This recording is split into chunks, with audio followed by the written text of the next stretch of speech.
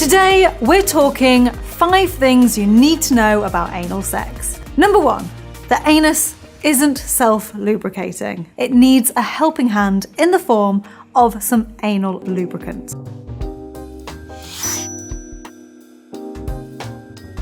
Now, all you need to do is pop some on your anus and some on whatever it is you're inserting, be that a finger, a penis, or a toy, and then gently and slowly insert. Which leads me on to my next point. It's absolutely fine if there's a little discomfort during anal sex. The trick is to go slow and steady, and if at any point it becomes painful, stop, let your body readjust, and either carry on or leave it for another time. It's entirely up to you. My third point is that just like exercise, you may want to stretch out beforehand. Stretching the anus can help to make anal sex feel a lot more comfortable and help heighten sensations. Now you can do this in one of 2 ways. You can either use your fingers, just make sure they're lubed up, or you can use a dilator kit.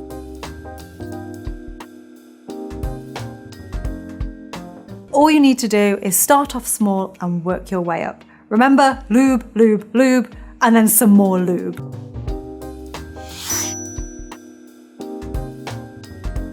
Now, my penultimate point is all about hygiene. For a truly comfortable and relaxed anal experience that you can really enjoy, it's a good idea to make sure that you're clean beforehand.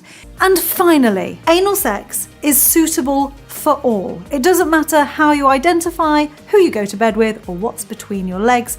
Everyone can enjoy anal sex. If you were born with a penis, you'll also have a prostate gland. Now that is a little gland located inside the anus that's packed with pleasurable nerve endings, meaning that anal sex could be even more amazing for you. If you've liked this video, please give us a thumbs up. For notifications, click the bell